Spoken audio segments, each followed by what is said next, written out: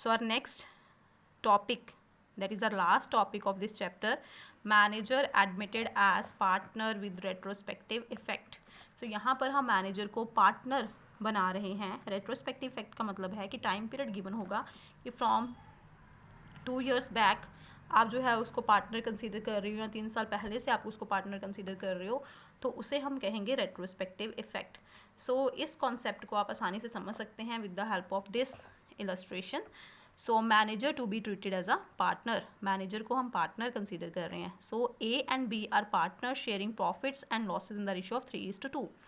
Eight the end of the year, that is on 31st March 2018, after division of years profit, दो partners हैं A and B जिनका profit losses ratio है 3:2.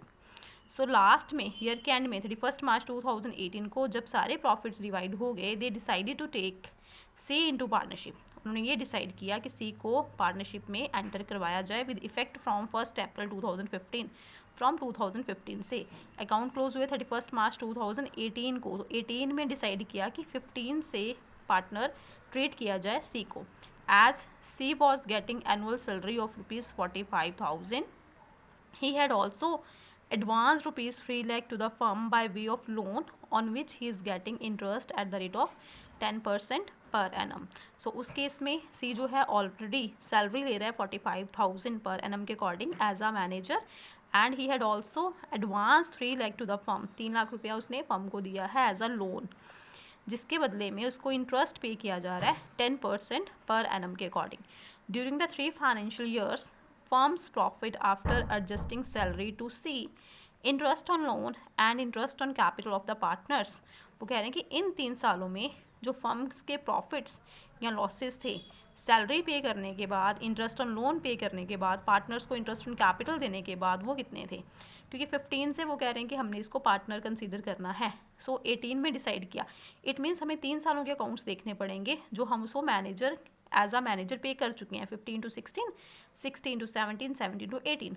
सो 15 to 16 जो profits थे वो 4 लाख थे, और इस 4 लाख में ऑलरेडी मैनेजर को सैलरी दी जा चुकी है, मैनेजर को इंटरेस्ट ऑन लोन दिया जा चुका है, पार्टनर्स को कैपिटल भी हमने पे कर दी हुई है.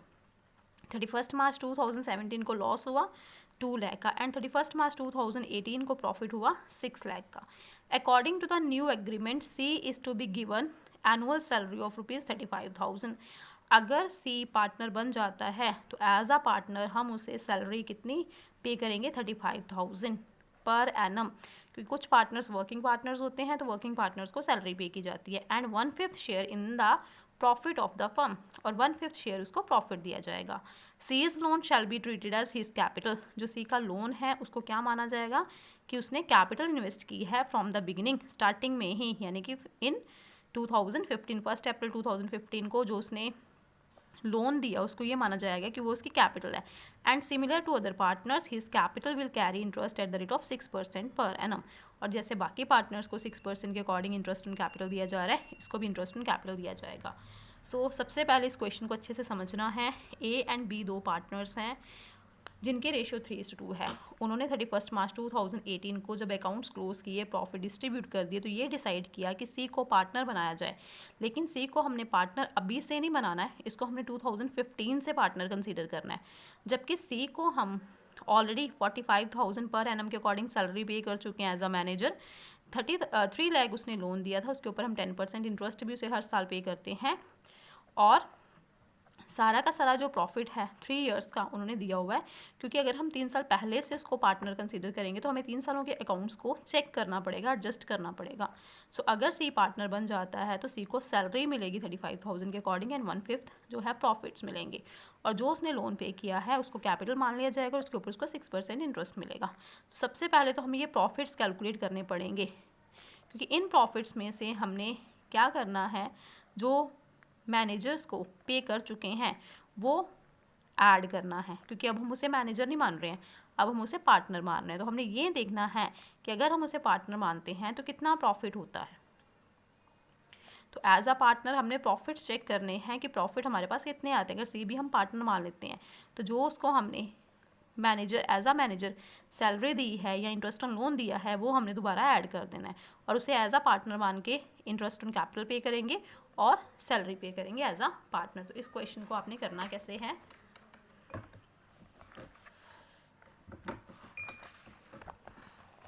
सो ध्यान से देखेंगे, this is very important question. So यहाँ पर आप थोड़ी सी कैलकुलेशंस कर लेंगे। सबसे पहले यहाँ पे लिखेंगे ईयर में 2016 है, 2017 एंड 2018, क्योंकि ईयर क्लोज होता है 15 से 16 में। देन जो प्रॉफिट्स गिवन है वो प्रॉफिट्स कितने कितने हैं, यहाँ पे लिख देंगे प्रॉफिट या फिर लॉस, क्योंकि प्रॉफिट लॉस दोनों ही है। सो फर्स्ट ईयर का तो प्रॉफिट था 4 लाख, सेकेंड ईयर का लॉस है 2 लाख, ये क्वेश्चन में गिवन है। थर्ड ईयर का again profit 6 lakh. So total जो बनता है वो कितना बनता है, 4 6 10 minus 2 8 lakh. Next one, interest on loan जो हम एज अ मैनेजर दे चुके हैं वो हमने ऐड करना है, यानी कि प्रॉफिट फाइंड आउट करेंगे। अब उसे हम मैनेजर नहीं मान रहे, उसको हम पार्टनर मान रहे हैं, तो जो लोन हम माइनस कर चुके हैं उसे प्रॉफिट में ऐड करेंगे। Interest on loan as manager, यहाँ पे लिख देंगे interest on loan paid as manager.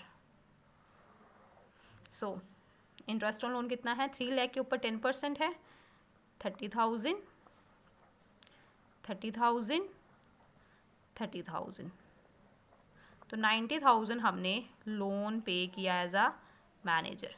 Salary भी पे की, सैलरी ये भी एज अ मैनेजर है। सैलरी हमने पे की हर साल 45,000 45,000 45,000। देन इनको हम नंबर दे देते हैं 1 कॉलम 2 3 4। देन अब इंटरेस्ट ऑन लोन और सैलरी जो हम उनको दे चुके हैं वो हमने प्लस कर देनी है, वापस लेनी है। और इंटरेस्ट ऑन कैपिटल देना है क्योंकि हम उसे पार्टनर मान रहे हैं, तो इंटरेस्ट ऑन कैपिटल देख लेंगे कितना बन रहा है, इंटरेस्ट ऑन कैपिटल। सो उसकी कैपिटल हमने क्या कंसीडर की कि जो उसने लोन दिया 3 लाख अमाउंट, उसको हम कैपिटल मान लेंगे। तो कैपिटल के ऊपर इंटरेस्ट कितना है, 3 लाख के ऊपर 6%, तो 18,000 हो गया। तो फर्स्ट ईयर प्रॉफिट था, तो 18,000 हम उसे as a partner interest on capital देंगे। सेकेंड ईयर लॉस है, तो लॉस के केस में इंटरेस्ट ऑन कैपिटल नहीं दिया जाता, this is the rule. 6 lakh profit है, अगेन 18,000, तो इंटरेस्ट ऑन कैपिटल 36,000 बन रहा है।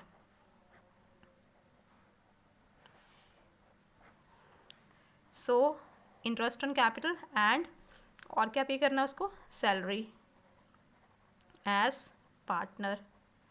ये सारी कैलकुलेशन हमने पहले कर लेनी है।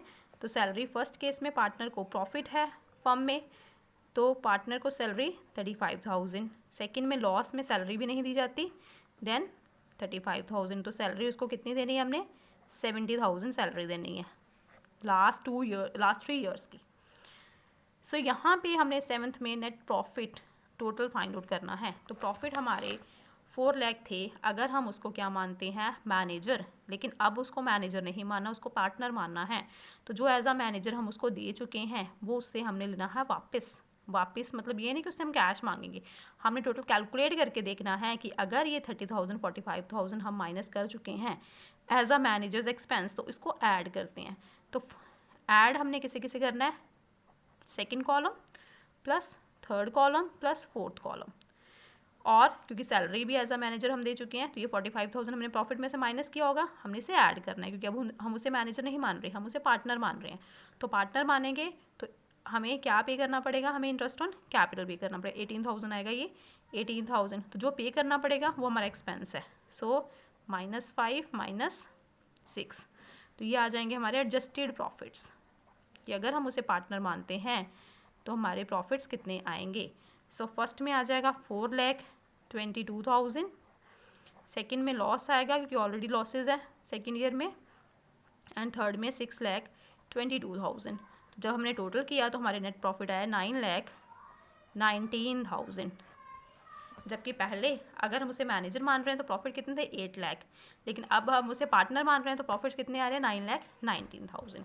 तो यहाँ पर हम देखेंगे कि अगर सी जो है, C is total share as a partner, तो अगर हम सी को पार्टनर मानते हैं तो तो सी का टोटल शेयर कितना बनता है? सी को एक मिलेगा इंटरेस्ट ऑन कैपिटल, दूसरा मिलेगा सैलरी, और तीसरा मिलेगा प्रॉफिट का पार्ट।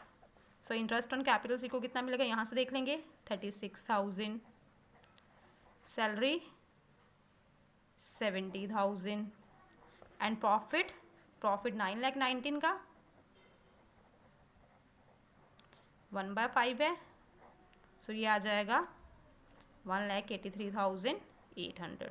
तो टोटल एज अ पार्टनर उसका शेयर बन रहा है 2,89,800, ये उसका शेयर होना चाहिए। और एक्चुअली एज अ मैनेजर उसको हम कितना दे चुके हैं? सीज, यहाँ पे लिखेंगे पेड, जो हम दे चुके हैं, paid to C as a manager, जो हम उसको पे कर चुके हैं एज आ मैनेजर। एक हमने उसको पे किया सैलरी, चेक कर लेंगे सैलरी कितनी पे की, 1,35,000। दूसरा हमने पे किया interest on loan, interest on loan हमने कितना पे किया, 90,000। तो टोटल हो गया 2,25,000। 2,25,000 हम उसको पे कर चुके हैं as a manager, but as a partner उसका हिस्सा कितना बन रहा है, 2,89,800। तो कितना डिफरेंस है? डेफिशिएंसी कितने की है? डेफिशिएंसी आपकी आ जाएगी 2,89,800 माइनस 2,25,000 इक्वल टू 64,800। तो ये जो डेफिशिएंसी है, क्योंकि एज आ पार्टनर उसका शेयर ज़्यादा है, एज आ मैनेजर उसको कम पे किया, इतना हमें और पे करना पड़ेगा। तो ये पे कौन करेंगे? पार्टनर्स पे करेंगे। सो पार्टनर्स जो हैं, कौन से पार्टनर्स पे करेंगे? जो रिमेनिंग पार्टनर्स हैं। और रिमेनिंग पार्टनर्स किस रेशियो में पे करेंगे? अपने रेशियो में पे करेंगे। So A and B. Yes, so यहाँ पर जो जनरल एंट्री बनेगी वो क्या बनेगी? A's capital account debited, B's capital account debited to C's capital account. तो सी को कितना पे करना है? 64,800। और पे करना है, पे करेगा ए एंड बी, तो अमाउंट आएगा 38,880, 25,920। तो ये जो जनरल एंट्री है ये आपका मेन आंसर है। और ये जो सारी कैलकुलेशन है ये सारा वर्किंग नोट में आ जाएगा। एक एंट्री ये हो जाएगी और दूसरी एंट्री आपकी आएगी, जो सी का लोन है वो कन्वर्ट हो गया किसमें? कैपिटल में। तो जब सी का लोन कैपिटल में कन्वर्ट हुआ तो बिजनेस की लाइबिलिटी जो है, एक लाइबिलिटी डिक्रीज हो गई, लोन की लाइबिलिटी। तो सीज लोन अकाउंट डेबिटेड, और दूसरी लाइबिलिटी क्रिएट हो गई in the form of capital to C's capital account 3 lakh. तो ये 2 एंट्रीज आप यहाँ पे करेंगे। सो यहाँ पे नरेशन लिख देंगे, being C's loan converted into the capital. So I hope you have cleared this question. This is very important question. If you have any, you will face any problem, any doubt, then you can ask. Thank you beta.